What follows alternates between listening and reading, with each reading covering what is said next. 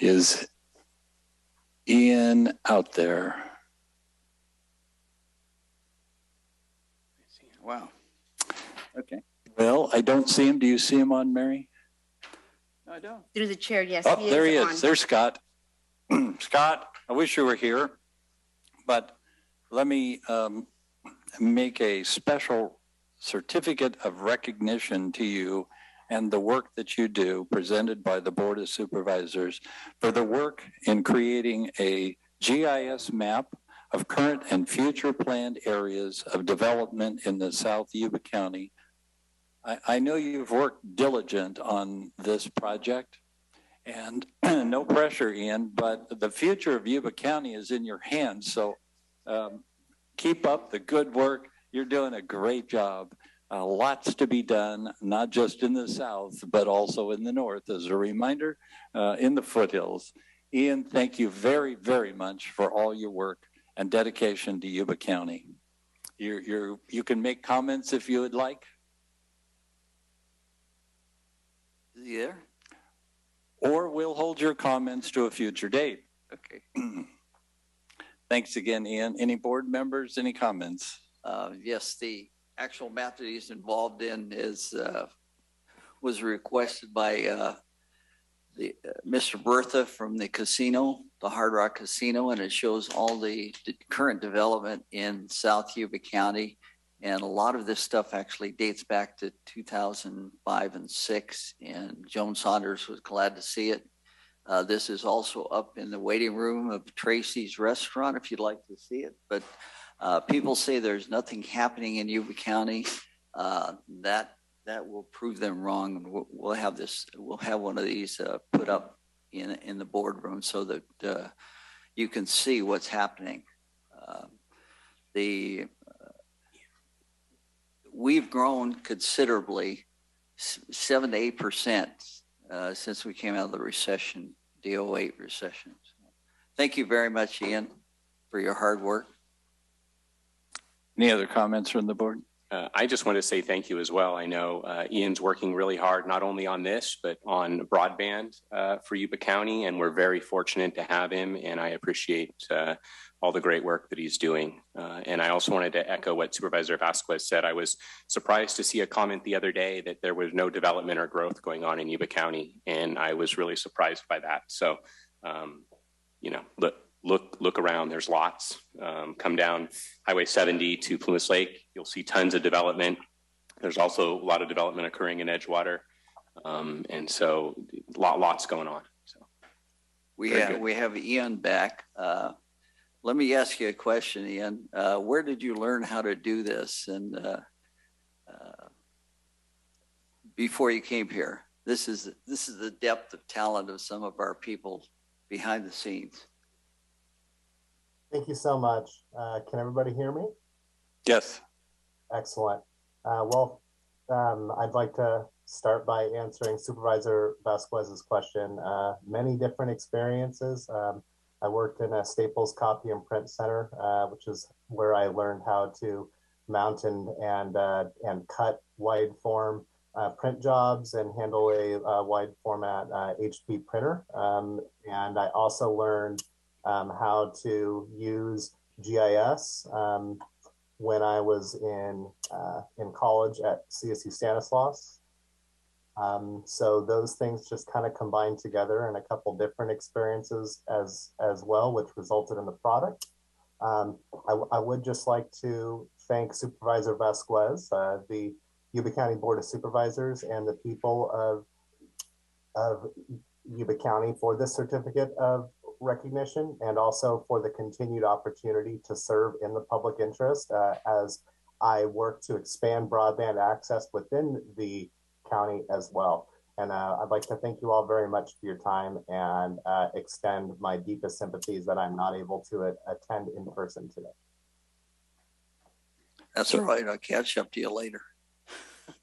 So Ian, when you're back in operation, give me a call. I'll take you to lunch and present you with the certificate in person. Thank you so much, Supervisor Fletcher. I look forward to it. Thank you so much. Sounds good. Thank you. Okay, moving on. Public comments, Mary.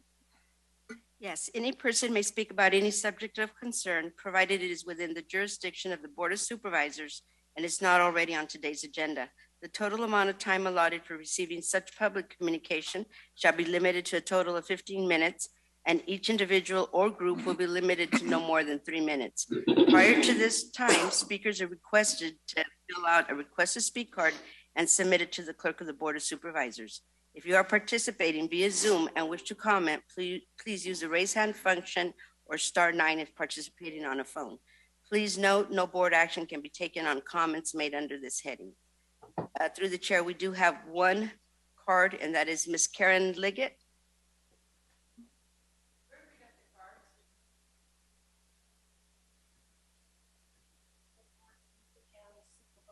Good morning. Is the mic on? Oh, good. Mm-hmm. Okay. I'm here because I am still concerned about the pot issue in our Yuba County. It's gotten way out of hand. Edgewater has so many pot grows in their houses that I've been reading about. Linda has had some. Plumas Lake has had some. Downtown Marysville, a few. Not too many because our chief of police has not busted anybody that I've told them. But Yuba County, the foothills is really bad. I've been hearing from the residents up there, they're scared to death to go out their houses now. They have machine guns going off. And now people are scared to go up to the foothills to enjoy it. Enough is enough. Each one of your areas is being infested with these pot grows. Enough is enough. Something needs to be done because it's getting to be summer. People want to get out and enjoy life, especially the foothills. They cannot do that. I have not been there in months, but I am going to go up there and hope that I don't get shot. But enough is enough. All these areas need to go ahead and be stopped, and the pot growers and the landowners need to be held accountable. The landlords need to be held accountable for what they do on their property. If they're not watching, they need to.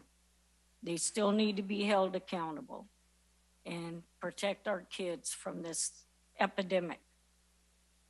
Very good. Thank you, Karen. You may want to talk with the Sheriff's Department in the back of the room. They're on it as best they can. Thank you.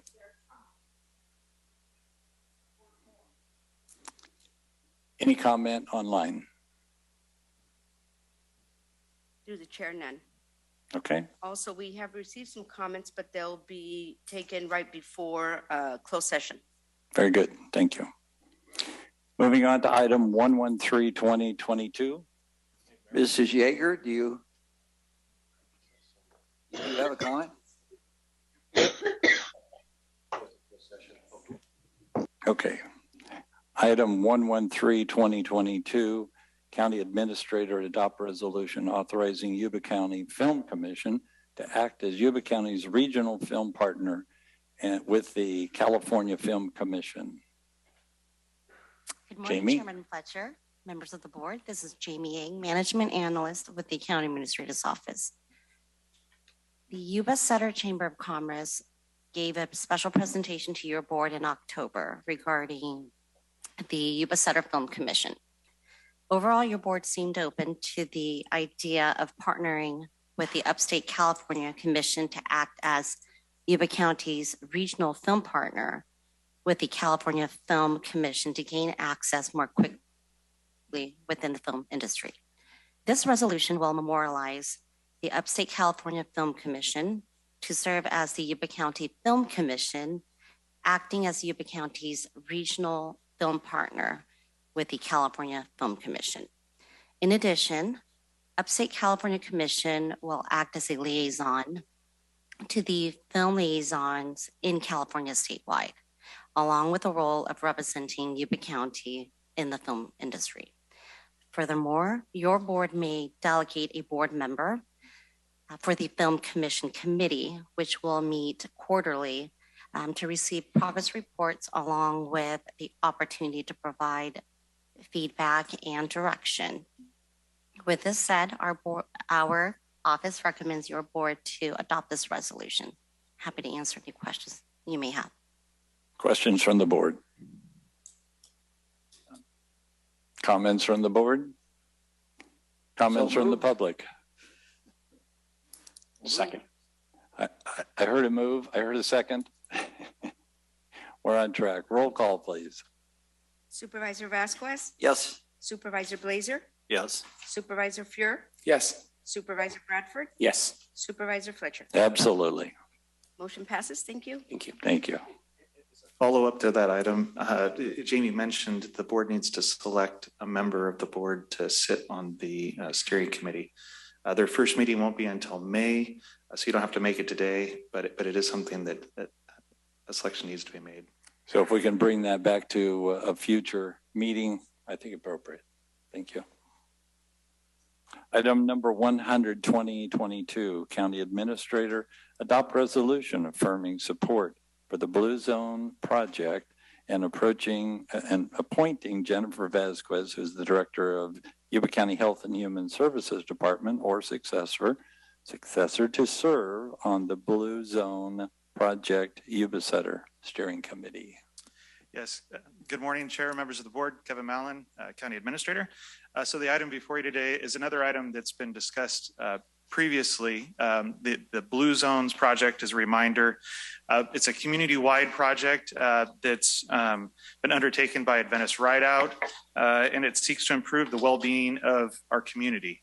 And it's focused in different areas. You know, it's kind of a holistic approach on helping to improve the county's well-being. The Adventist Rideout would like the county to participate in that effort and have a member of the county sit on that steering committee.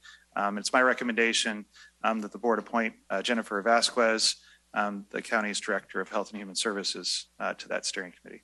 With that, I'd be happy to answer any questions you have, as well as Steve Krager and Amanda Stoltz. Hopefully I didn't mispronounce the last name there, are in the audience today to answer any questions the board may have about this Blue Zones project. Questions from the board? Questions from the public? Steve, would you like to just make a comment or two? I know you love to speak in front of board, so please join us just for a moment to give your opinion and oversight. Chairman Fletcher, thank you for the opportunity, Board of Supervisors as well. You're flattered when the county administrator gives a presentation regarding your item. So Kevin summed it up beautifully.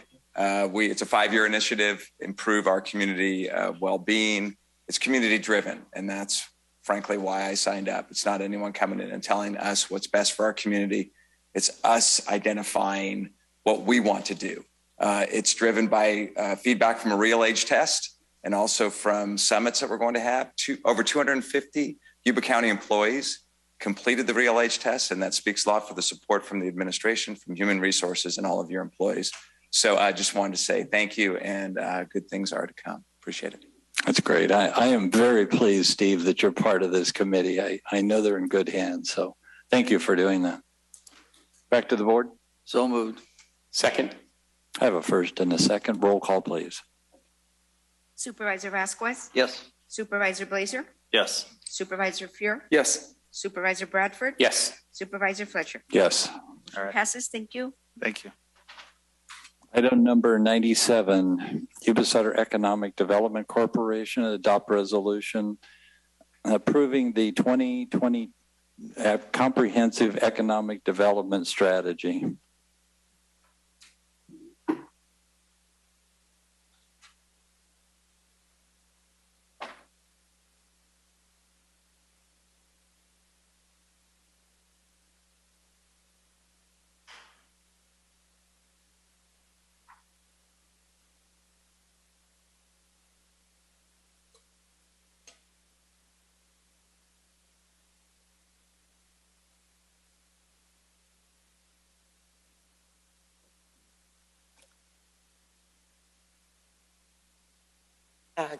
Good morning, Chairman Fletcher and the Board of Supervisors. My name is Cynthia Roderick, and I am the committee chair of the SEDS committee. And I'm here to present the SEDS 2021 evaluation, and I'm seeking adoption of a resolution approving the evaluation and appendices 1, 4, and 5. As you may or may not know, we are required to update the SEDS annually. Generally, it's not an overall update, it's just for those 3 appendices and to present an evaluation.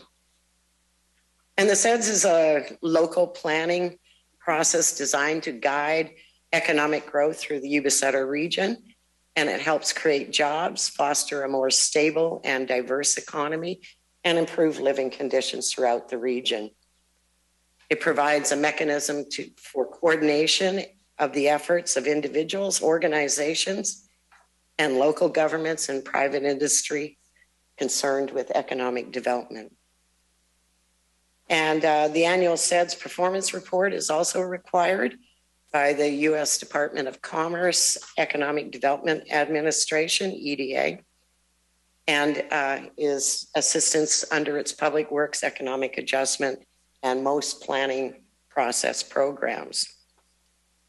The evaluation is, performance report is, represents the goals and objectives of the Yuba-Sutter Economic Development Region and is comprised of Yuba and Sutter counties, the cities of Marysville, Live Oak, Wheatland, and the Yuba City.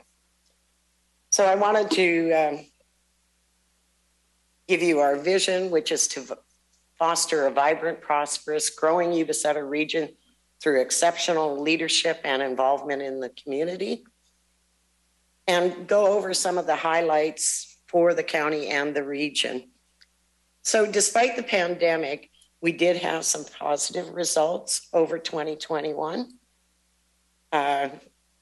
Employment and workforce, our labor force did grow, and our regional unemployment numbers did decrease. Although you're seeing 10.2% at 2021, our actual unemployment rate for the region is 8% at this point as of, I believe, February 2022. The annual wages did substantially grow by 6%. This will make our region more attractive to incoming industries. And not quite there. Although our poverty levels and median household income did stay rather flat, I did want to mention our GDP, or gross domestic product, did increase substantially. I believe at 7.2%. This was substantial in the fact that both nationwide and statewide, their GDPs contracted. So we did grow through the pandemic in spite of everything and all the business impacts for it. We somewhat attribute that to people shopped locally rather than going out of the area. We're still struggling with education attainment. However, we did have a growth in the associate degrees and postgraduate degrees. This may be as a result of influx of new populations coming to our area. And most of that influx came substantially from Southern California, San Diego, LA area.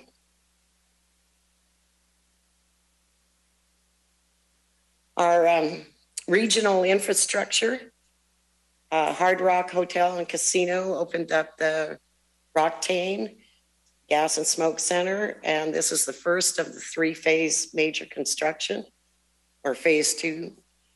It's an $8.5 million project, and it employs 16 people. The airport is slated for completion, yay, in September 2022. Within your region, for improving and modernizing infrastructure, the Goldfields Earl Road to Northfield segment was completed. Northfield Road Revitalization Improvements Phase 1 from Lyndhurst to Hamilton Smartfield segment was completed. And the Olivehurst 11th Avenue project, which was 1.7 million, was also completed. And then what is, in terms of our transit planning, Yuba-Sutter Transit did complete the purchase of a top-ranked site here in Yuba County to achieve zero emissions bus facility. And to foster overall quality of life, you instituted Know Your Zones to better prepare the residents and businesses for evacuation of emergency events. 14 Forward did grow and expand and added 5 new temporary structures and increased its capacity to 50 individuals. And in 2021, the facility served 1,911 people with shelter and services. And then additionally, in the housing for affordable housing, you broke ground and began construction of Cedar Lane permanent supported housing project. That is just phenomenal how much that is going up, really moving along quickly. These next slides I want to talk about is the pandemic capital infusion that occurred in the area. The only thing I'm not going to talk about is the loan program at this time because it was completed in 2020. So Yuba County Small Business Emergency Economic Relief Program, there was 2 rounds of funding for businesses and there was no repayment required. There was 89 grants to businesses and nonprofits, totaling $1 million. And 48 went to Marysville businesses, totaling about 500,000. And 5 went to Wheatland businesses at nearly 34,500. The federal did do several programs, and the payroll protection loan program up to 150,000. There was 335 businesses assisted in Yuba County, which represented $16.8 million that was funded. And of that, nearly 15 million was forgiven. And this represented 2,505 jobs in Yuba County. For those businesses that are larger, there was 66 businesses assisted and $38.2 million was funded to these businesses. And 33.8 million of that funded amount was forgiven. And this represented 3,500 jobs. SBA also had a idle or injury disaster loan program, and 99 businesses were assisted, 43 in Marysville, 6 in Wheatland, 13 in Olivehurst business area, and 42 other census designated place areas. The amount funded was $14.6 million. And of that $14.6 million, nearly $2 million was granted that didn't have to be paid back. And then California, the state of California had a relief grant program. And there were 234 businesses in Yuba County assisted, which represented $6 million, 24 nonprofits for $135,000. And 116 were businesses from Marysville, totaling $1.2 million. 48 were from the Plumas Lake, Olivehurst area for $460,000. And 14 were for Wheatland businesses, totaling $180,000. So overall, we survived the pandemic. There was a lot of capital infusion to our area. We have surveyed the businesses, and very few businesses have closed permanently. We do want to mention that on behalf of Yuba County, we are implementing a micro business grant. We have received a letter of intent to award, And we'll be rolling that out probably end of April. And micro business grants are for businesses who gross under 50,000 and have less than 6 employees. The grants are small, but it should help these small businesses. It'll be for $2,500. And when I say micro businesses, you're talking about like your food carts, your at-home hairdressers or barbers of that nature. So it will provide a little capital infusion that they could start up or purchase equipment or use it for capital expenses. And then finally, I do want to mention that Yuba-Sutter EDC did do a regional pandemic and disaster plan, and it is available on our website at ysedc.org. It's several pages long, but the first 14 pages are the ones that are most important. And we scored very high on our scorecard. We were at 75%. And by the end of the year, I hope to improve our resiliency a few more percentage points. So that's essentially it for my presentation. We hope that you will adopt the evaluation and the appendices 1, 4, and 5. If you have any questions, I'll answer them to the best of my ability. Questions, comment from the board? Good morning. Chair. Oh, I'm sorry. Go ahead. You were first. morning, Cynthia. Good morning. So this report is already voluminous, whatever you want to call it, but it's big, a lot of detail. I was just wondering if we could somehow blend in part of the transportation master plan from Yuba County, just a summary maybe of the total miles and millions of dollars they spend on all these small projects. There's too many small projects to really list in your report, but there are many miles and many millions of dollars that they spend on all these small projects. I would be happy to incorporate that. It's up to the county to provide me with that information. If I don't have the information, I can't incorporate it. Yeah, there is it's a pretty good thing. It's not as detailed as yours. Well, maybe it's more detailed. I'm not sure, but I thought maybe if we could just have a summary of that in there just to show that activity. Next year? Yeah, next year. We don't want to go back to the board and make presentations again for this year. But yes, I will. If you would shoot me a link to that, I'd be happy to review that. And hopefully you'll sit on the SEDS committee next year and remind me about it. Okay. And we would certainly love to incorporate that into it. And all the new sidewalks and all the first, right? Yeah. And that will come with your public works update as well. Okay, thanks. All right. Through the chair, I got a couple of things. One is the formation of a new organization called Yes to Yuba that is doing something that's not done anywhere that we know of, and is working very hard to expand cooperation with the businesses in their trip through the building department, which used to be a place where dreams died, but now dreams do live there. And I really would like if you could include the fact maybe that Yuba County built 500 homes back in 2020 and 500 homes in 2021. And that little map right there that was done by Eon would be a good addition. It shows all the projects that are growing in there.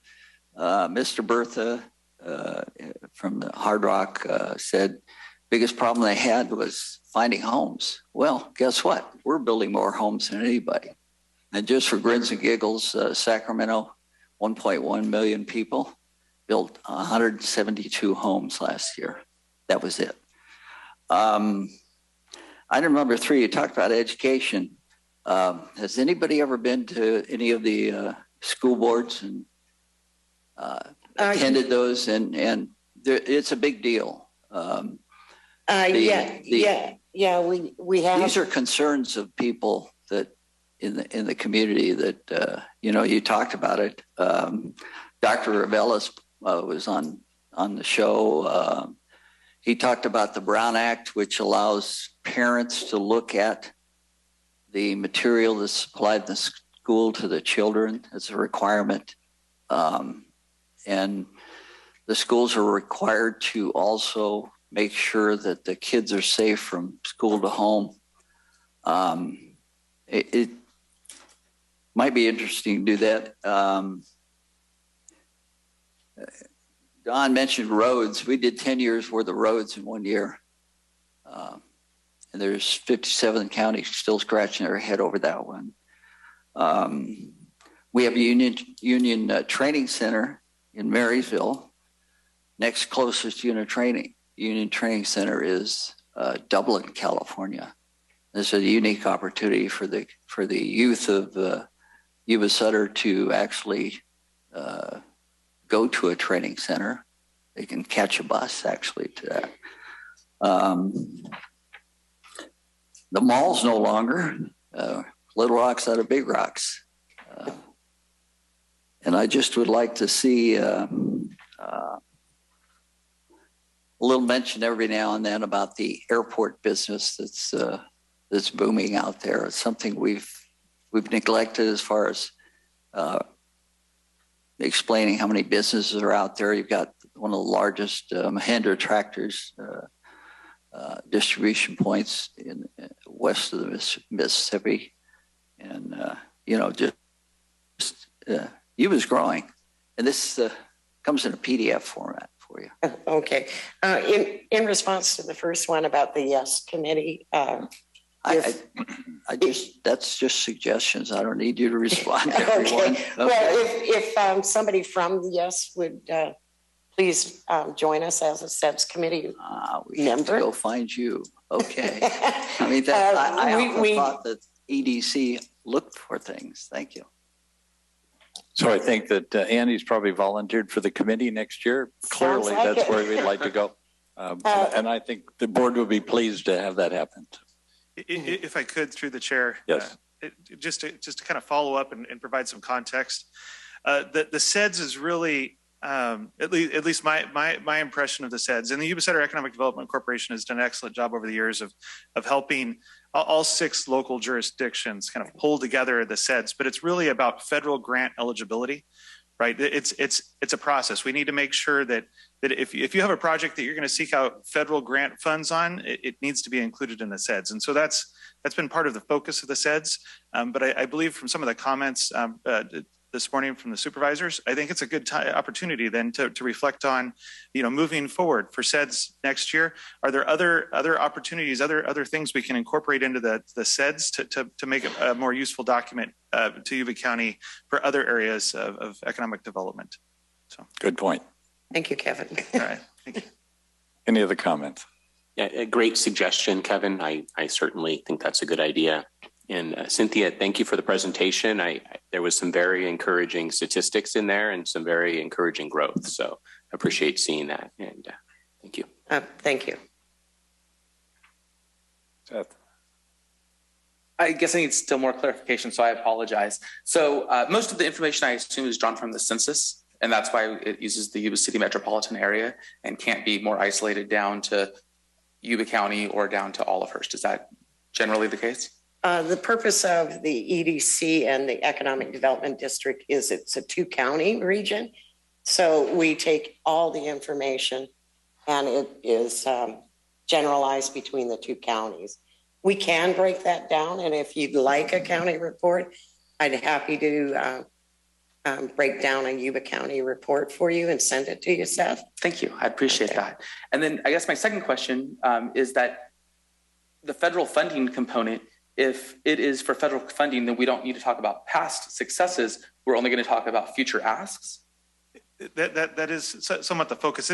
It's great to point out projects that have been completed and then they kind of drop off the list, but this is really forward-looking, projects that we want to seek out federal funds for. And on the Yuba City metropolitan statistical area issue, that is something that Yuba County has explored with Yuba-Sutter EDC in the past, and we've sought that out in terms of trying to have Yuba County identified separately with the I think it's the Federal Bureau of Labor and Statistics, but essentially what it came down to, and it got down to in the legislation that kind of created how information's tracked.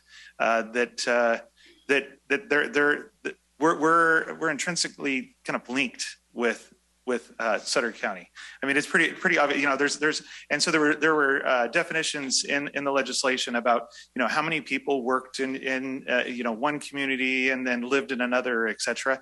And we clearly met the definition of being kind of a linked metropolitan statistical area.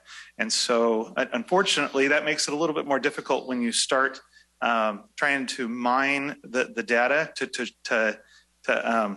pull out what's clearly Yuba County versus Sutter County versus Yuba City and Marysville, because we kind of get lumped into this one metropolitan statistical area. But that is something that the county staff is definitely aware of. And from an economic development standpoint, it's nice to have your own identity, right? Like we want to tout the accomplishments in Yuba County, and sometimes it gets kind of muddled because it's part of the Yuba City MSA. So. On the future asks, so for instance, in the report, she highlighted the 11th Street Olivehurst project. So that means then that provides the springboard for more sidewalks in Olivehurst because we have that as an accomplishment? It would have to, any further projects would have to be listed in the Public Works in that appendix. Okay. And then because it is listed in that Public Works project, then you can make the ask federally. And so like the Goldfields Parkway, they talked about one part of it being completed, but still there would have to be an ask for the rest of the Goldfields Parkway. So I guess my question then is, are both of those asks? I believe the Goldfields is, isn't it? Yes. But not sidewalks? The sidewalks are an ask to the extent that they're in the 5-year plan that the board had previously adopted as far as projects that are on the horizon. And Dan Peterson, our Public Works Director, is here if there's kind of follow-up questions on the Public Works projects that are in the SEDS. All right, thank you. Through the chair, there are sidewalks to every area on Goldfields Parkway that's occupied.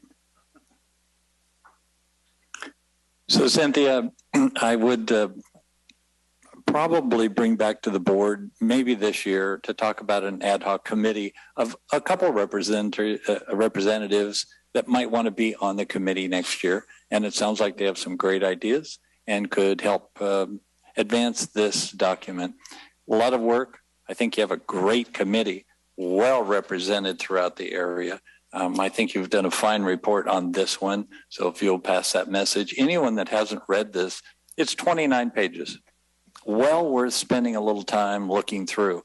And if you find ideas that are beneficial for our community, don't hesitate to get back with Cynthia as coordinating what might be in a future report. But good job this year. Thanks. To the chair. The reason I brought this little map up is I asked Mr. Bertha from Hard Rock what was the biggest obstacle that the employees had for at the Hard Rock. There's 1,800 employees out there. And he said housing. And I said, you don't know how many houses we built? Mm-hmm. Okay. To give you an idea of the housing market here, LGI had a couple of weekends. Actually, I think they had more than that. They sold 20 homes in one weekend. And the fact that we build 200 homes, and I don't know how many Yuba City's built, but I think it's not quite up to that. And that's one big draw for Yuba County. And the fact that we're demolishing the mall, that's been a contentious project for about 12 years that I know of. So, but if there's a way that you can isolate some of the pluses of Yuba County that nobody else has, the Union Trade Center is a big project for our future. So, Just one thing I'd like to mention, in partnership with the Union Trade Center and the county's one-stops, we submitted an application for Good Jobs Challenge, and they're making a region-wide partnership for this type of education. And hopefully we'll get our $8 million ask funding. okay. We won't know until the summer, though. Well, Yuba County's moving at the speed of light right now. Yes, you are. Any other comment from the public? Seeing, hearing no comment. Cynthia, thank you very much for coming today. Thank you. Moving on to item 130, 2022, County Administrator receive information on applicants to the Measure K Citizens Oversight Committee and take action as appropriate. To the chair. Is there any action needed on the? Excuse me. Let's back up just a little bit. And I'll Back motion. to 97. I'll move. I have a first. Second. I have a second. Roll call, please. Supervisor Vasquez, Yes. Supervisor Blazer, Yes. Supervisor Fuhr, Yes. Supervisor Bradford, Yes. Supervisor Fletcher. Yes. Motion passes. Thank you. My apologies. Thank you very much for, I lost track of it. It went on so long. Item 130, let's go back to Measure K. Yes, good morning, Chair, members of the board, Kevin Mallon, County Administrator.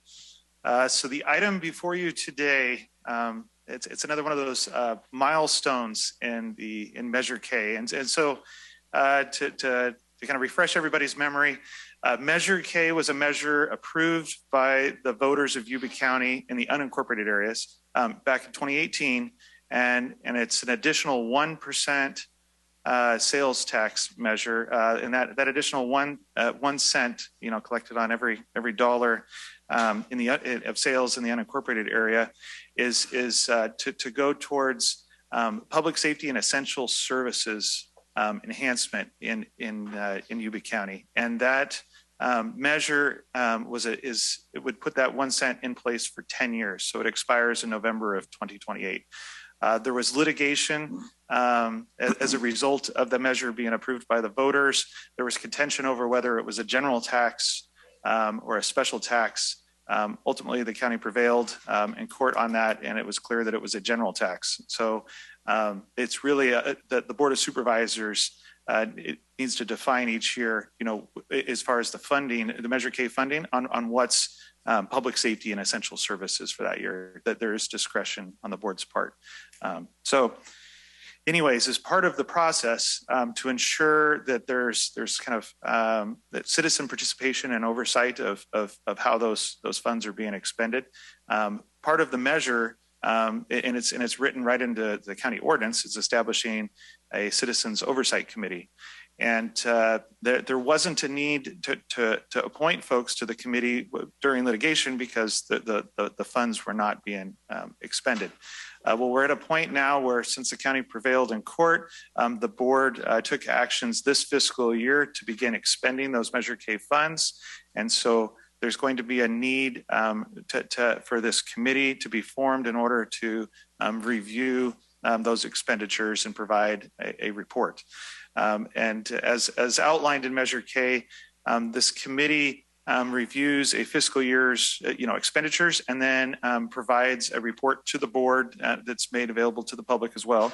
That needs to be done by September 30th of each year. So time is of the essence to a certain extent. Really, the numbers won't be in until after June 30th when the fiscal year ends, but between June 30th and September 30th of this year, this committee will need to meet and put together a report that'll be made public. So the clerk of the board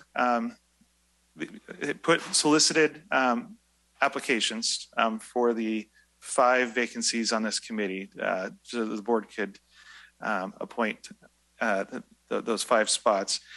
There were, since we actually had quite a bit of interest on this. I know the board, a lot of times you'll have vacancies on a committee and it's a 1-for-1. You appreciate someone volunteering their time to be appointed to a committee. In this instance, we had more than 5 folks apply to be appointed. And so to help the board with review of those appointments, myself, the treasurer tax collector, Dan Mirswa, and the auditor controller, Rich Eberly, the three of us formed an interview panel to interview the applicants. And that way we could provide a recommendation to the board from our perspectives. Which of there were 9 applicants, which of those 9 applicants we would recommend moving forward with appointment. And so in the staff report, we attached the 5 questions that we asked each of those 9 applicants. We wanted to make sure that they put in their own words how they understood the role of this committee, and then provided us a little bit of background on their experience in preparing financial reports, their experience being involved as part of an advisory group or committee, and then if they had any potential conflicts. So we asked them to disclose whether or not they were affiliated with the county or the 9 fire districts that are receiving funds, and then how they felt that they could add value to being a member of this committee. So based on those interviews, that our recommendation today would be of the 9 to appoint 4 of those members, and then to seek additional applicants that would be kind of foothill focused. As mentioned in the staff report, of the 9, 7 were from District 4. We had 1 applicant from District 1, and he's on the list that we recommend appointment, and then only 1 from the foothills area. And based on our interviews, we'd recommend some additional applicants from the foothills area so that we have that perspective on the committee. So the appointment, if the board chooses to make appointments today, it's a 2-year term. So the appointment would expire in March of 2024. You made the appointment today. And the 4 that we're recommending are, and it's listed in the staff report, Phil Good, who's from District 4, Rich Webb in District 1, Gregory Nelson from District 4, and Lori Wojden, I may have mispronounced her last name there, from District 4 as well. And although I'm pointing out which district they reside in, these are at-large positions. So there's not a need to have 1 from each district. It's more of, and it's something that the interview panel we discussed, is we wanted to make sure that we had a variety of viewpoints on this committee, so that it was a well-rounded committee that's providing the report. But we felt that although you have 3 on this list that are from District 4, their experiences demonstrated to us that we had a well-rounded committee recommendations here. And with that, I'd be happy to answer any questions the board has. So council, quick clarity. Can the board make this in one motion if there are no objections, or would you go person by person? You can do the appointment of all 4 in one motion. If someone has an exception to it, they can vote no on the entire 4, or they can call out that individual one on which they are voting no. Very good. Questions from the board? Through the chair, can you explain exactly what their responsibilities are so everybody's aware of that and what their role is?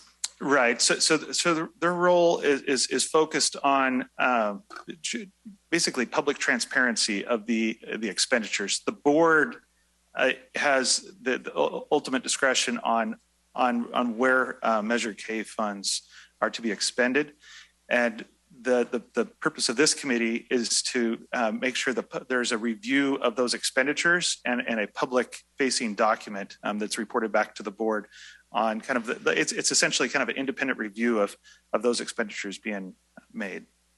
So they might come back with an ask or a recommendation or something, but it's not going to really go anywhere because you have the ultimate. For example, if the board approved expenditures in the sheriff's department for sheriff's deputies, and that that committee would review, for example, on that example, how those expenditures were made. So if the board approved, funding for 10 sheriff's deputies for this fiscal year, the committee would receive the data and evaluate it and see, well, did they expend all of those funds? How many sheriff's deputy positions were filled? And then how were those, essentially, how were the funds utilized? Okay, thanks. And to kind of add to that, if the committee said, well, we really want to build a sidewalk in Yuba County, it probably doesn't fit within the guidelines of Measure K. Is that correct? That's correct. Yes. I guess I'll defer to council. The committee, I guess, could add its own information, but essentially the committee's focus should be on reporting out the expenditures. Yes, through the chair, if I may. The ordinance itself, and it's section 5.60.170, subsection 6. The Citizens Oversight Committee shall review the revenue collected pursuant to this ordinance and provide an audit report on the use of that revenue to the Board of Supervisors at least annually, no later than 90 days following the conclusion of each fiscal year. The committee shall confine its oversight specifically to revenues generated under this ordinance. So it's an audit looking back at the past year's expenditure of the Measure K funds to ensure that transparency to the public. Through the chair.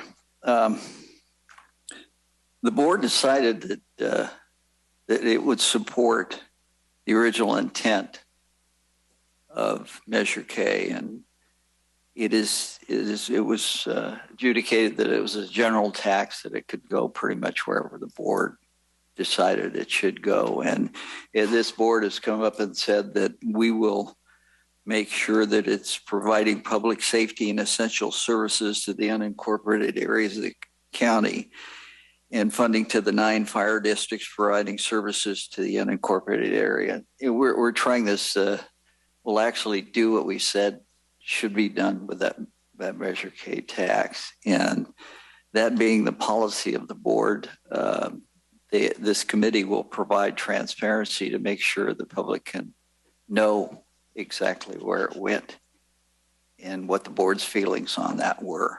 And I just wanted to say that we're unusual in the supervisor boards, and that we actually do what we say we're going to do.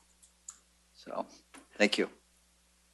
I'll make a motion to approve the 4 committee members recommended by staff after the interviews were conducted, and that the county clerk solicit applications for a 5th member from the foothill area of the county. Second. I have a first and a second. Roll call, please. Public comment? Excuse me, public comment.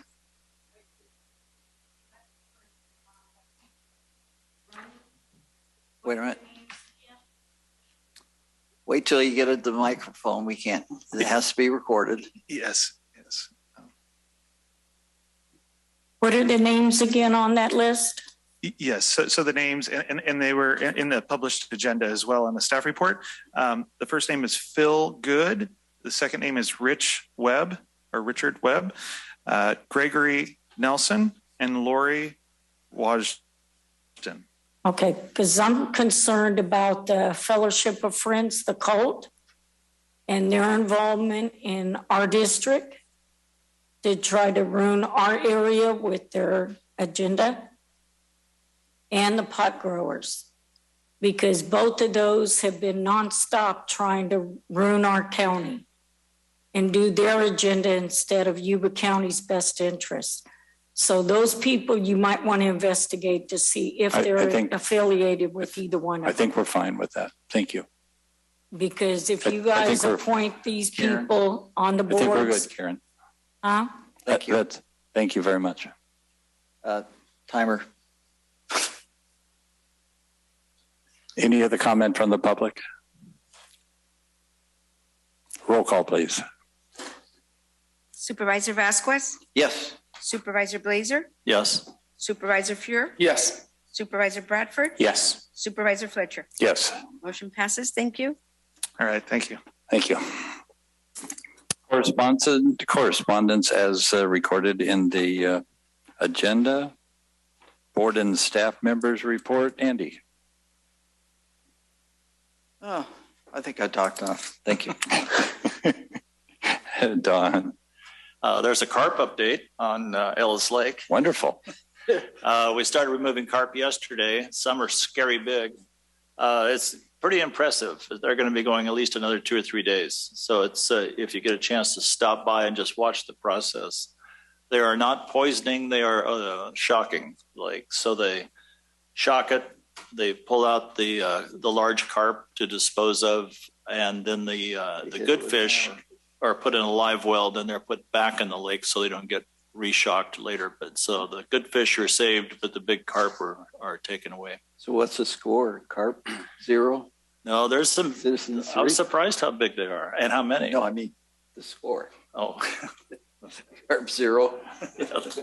And you're handing out carp at the door today for everyone as a special prize for you. Also, Seth and I attended the American Legion Auxiliary for Yuba-Sutter Unit 42 100th birthday luncheon. That was Saturday. 100 years. One thing that did come out of this is that some of the American Legion members are pretty active in going out and engaging with homeless vets. And they seem to have a little better success when it's a vet on talking to a vet. So that was good information. So I'm going to try to get that out to some other agencies if they don't already know. Thanks. Seth.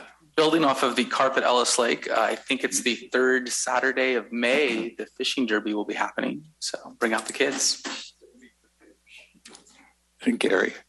So I think it's been mentioned before, but the Amtrak San Joaquins and the ACE train, there's a project currently underway to extend that service from Stockton up to Natomas, and that is expected to start in 2024. And then there is a study underway to extend further from Natomas up to Butte County, which would of course pass through Yuba County. There'll be a proposed station in Marysville, and possibly another location south of Marysville, between Marysville and Natomas. And so due to my role on SACOG, I'm involved in that process. And so we're working with BCAG, which is the Butte County Association of Governments, and they're kind of driving that effort to do a study and then hopefully go after some federal money to get that. So I think it's quite exciting to get passenger rail service back to Yuba-Sutter. And so I'll continue to update the board on that as it moves along. So, and then thanks to the 4th District for your interest in serving on the Measure K committee. Great to see so many applicants from that district. Great. Kevin. County Council. Nothing, thank you.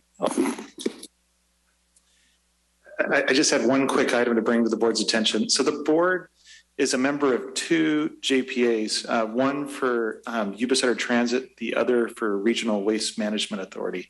And the long-serving executive director of both of those, he's had a dual role. Keith Martin is retiring later this year. And so there's been a series of actions to kind of separate. Both of those entities have grown substantially over the last 30 years that Keith has served. And so there was a conscious effort to separate it and have an executive director as he retires that'll oversee transit and an executive director that'll oversee solid waste. So there's been an ongoing recruitment for the solid waste position, Regional Waste Management Authority. That recruitment resulted in 3 applicants, only 3 applicants, and 2 dropped out.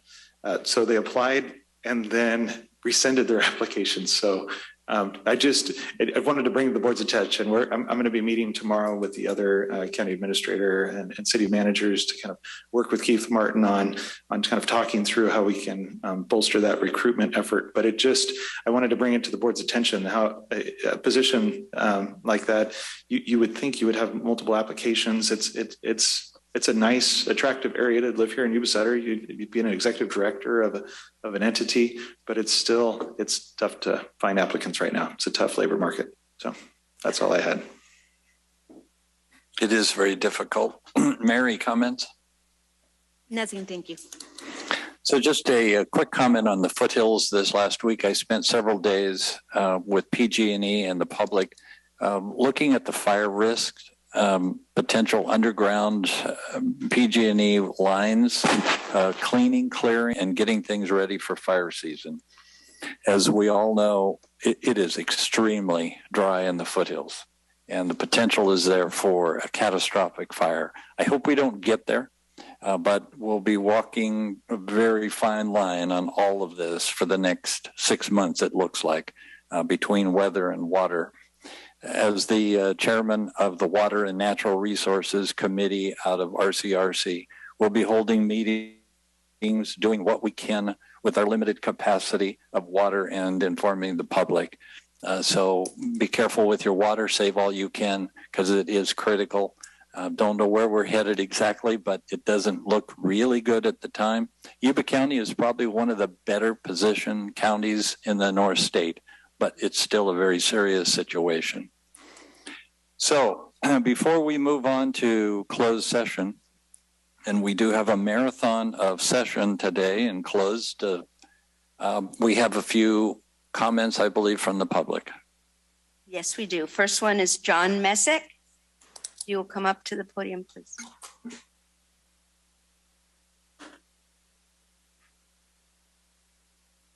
Mr. Chairman, Board of Supervisors, my name is John Messick. I'm the commander of the Yuba-Sutter Sheriff's Aero Squadron. Our squadron consists of 30 pilots who provide aviation-based assistance to both Yuba and Sutter County Sheriff's Departments, code enforcement, and Net 5. I'm appearing at the request of our squadron pilots to support the county's recent restrictions at Yuba County Airport prohibiting unregistered ultralight power parachute activities in and around the airport. To be clear, the squadron and myself are not here to oppose ultralights or power parachutes in general. Aviation is a wonderful activity. However, I'm here to express our squadron support for the county and airport manager's careful evaluation of long-term activities and numerous complaints relating to the conduct of many of the ultralight power parachute operators over the past several years. Conduct that has now resulted in their removal. My squadron pilots have expressed concern over the safety of not only themselves, but also of the ultralight power parachutes. There have been many documented complaints forwarded to both the various airport managers and the FAA over the past several years, establishing a consistent pattern of poor judgment and poor conduct by some of these individuals. The airport has everything from small and large general aviation aircraft, a flight school, several aviation maintenance facilities, helicopters, corporate jets, Reach, Life Flight, and National Guard military aircraft. With the development of the Hard Rock Casino, large corporate jets are frequenting the airport more and more. Yuba County Airport is not the location that non-licensed individuals should be operating, experimenting, or playing around. Their lack of an aviation background or even a basic understanding of operating procedures inside of the airspace is dangerous to everyone. Unfortunately, is not something that is easily resolved, as many of the ultralight and power parachute operators are not even from this area, which compounds the problem even further. As such, it is impossible to regulate those that are not regulated by the FAA. There is no mechanism to report or discipline individuals that have neither a license nor a registered aircraft. To conclude, as the commander of the Yuba-Sutter Sheriff's Aero Squadron, I would like to express our utmost support for the county and airport manager for the current ban, would ask that that be made permanent. As someone that has witnessed the behavior firsthand and have also spoken to several of my pilots that have had many troubling interactions with ultralight power parachute operators, it is the appropriate thing for the county to do. Our concern should not be with whether a group of unlicensed, unregistered people should get to play around the airport. Our priority should be with the safety of everyone. Protecting the county by removing the unlicensed, unregistered ultralights and power parachutes reduces the potential for conflict with aircraft much bigger and faster, and it's the best interest of everyone's safety. Thank you for your support and allowing me to speak today. And I would also like to invite any of you that would like to take a flight with the Aero Squadron to get a hold of me and get that arranged so you can see firsthand. Thank you. Thank you. Thank you. Next person we have is Darcy McLeod.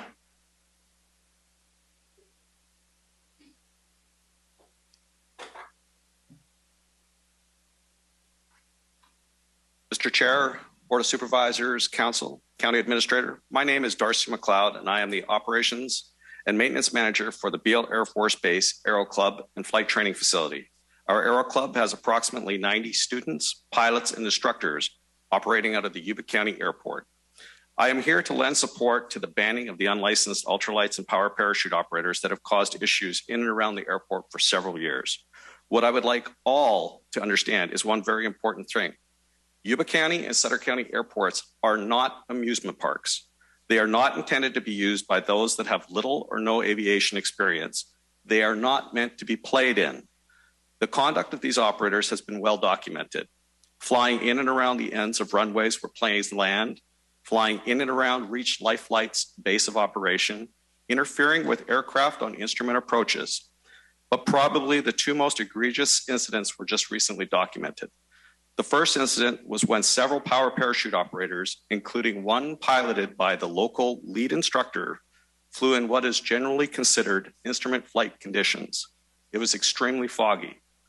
Only pilots that are licensed as instrument rated with air traffic control permission are authorized to be in the air during those times due to the near zero visibility. There's no way for anybody to see you. However, during this time, power parachutes were flying in and around the Yuba County Airport while other aircraft authorized were attempting to take off and land. Additionally, power parachute operators recently showed up at Sutter County Airport, launched from a restricted area, then nearly crashed into the Aerostem school with children present before finally coming rest against a fence. On their second attempt, they managed to get into the air only to be reported by a plane at Yuba County Airport. They were observed flying around the tower and runways in what can only be assumed was an attempt to harass the airport manager for the recent ban. As unlicensed and unregistered operators, the FAA is almost completely powerless to enforce any disciplinary action against these individuals, as there's no way to trace or track them. The Aero Club has had several incidences in which our students, instructors, and pilots simply landed and stopped flying due to their interaction with power parachutes in the area at that time. As such, we fully support the council, the county, and the airport managers for permanently banning these operators from the area. It is in the best interest of the county to reduce this liability while increasing the overall safety of all those around. The behavior of these individuals has been demonstrated, and these actions are warranted. Thank you for your time. I greatly appreciate the opportunity to speak. Thank you. Through the chair, is it possible to put a local ordinance fining them for unsafe behavior? We'll get there. We'll be having discussions regarding these matters. My office is working closely with the airport manager and the FAA to make determinations as what steps can be taken to ensure safety. Thank you. Thank you. Next person we have is Victoria Yeager.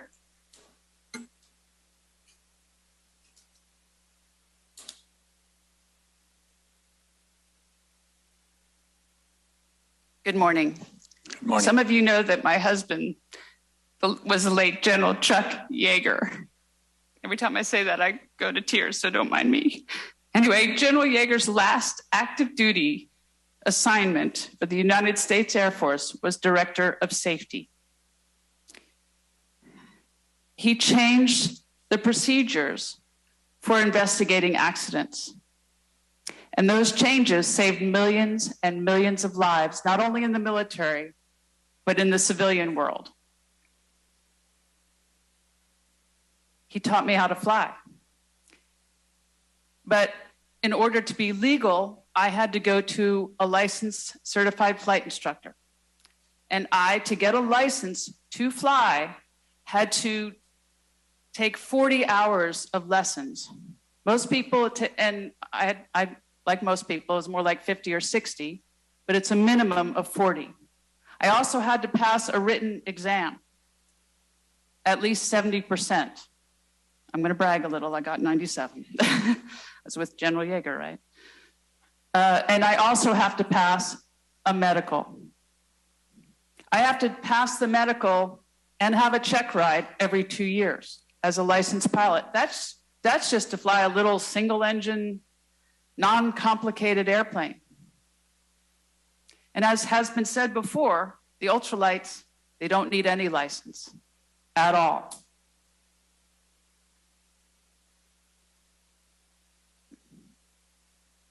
But they are required to follow the law.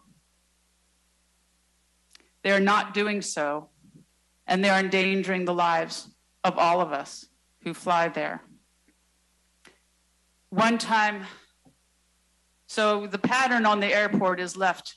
So you have to go downwind, base, and then final. I was on final on 1-4, and an ultralight was going right across. I didn't have many options. I couldn't turn fast enough either way.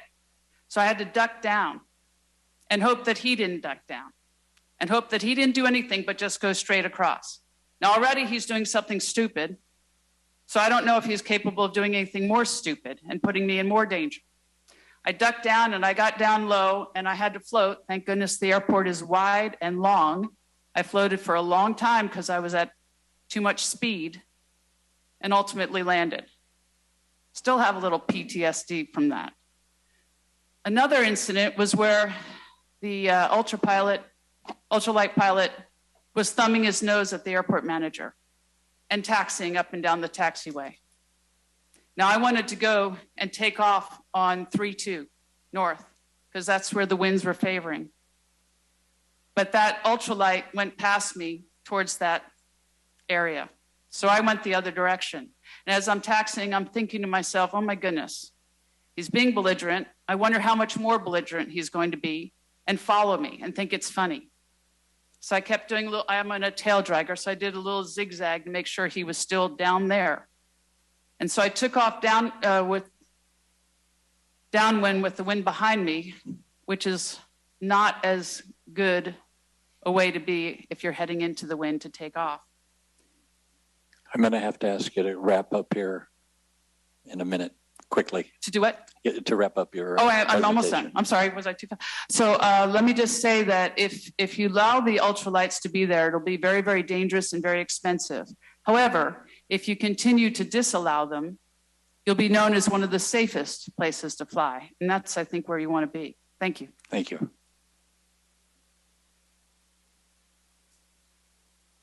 That is all the cards. That's it? Okay. Very good. From here, I appreciate everyone being here today to listen to particularly the end comments. So thanks for coming. We will be going into closed session. And if you'd like to see what all of that is about, it all is in a written form. Can we have a break for? You can have 5 minutes, Andy. Go for it.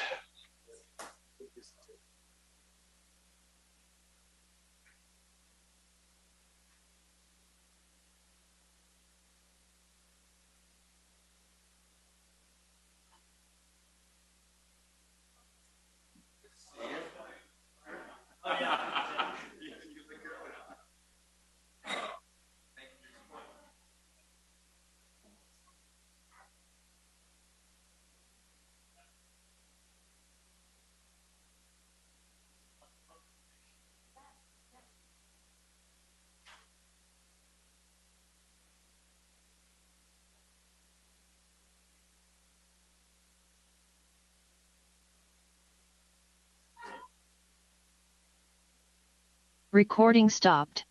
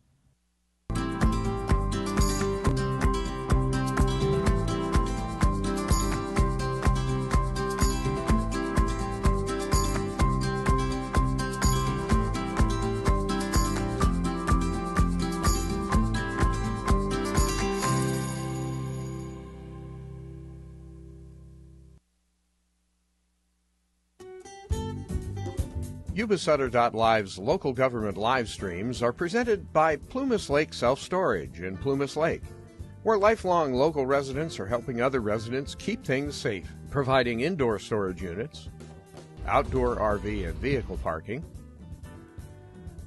moving supplies, and Penske truck rentals. Details at PlumasLakeSelfStorage.com.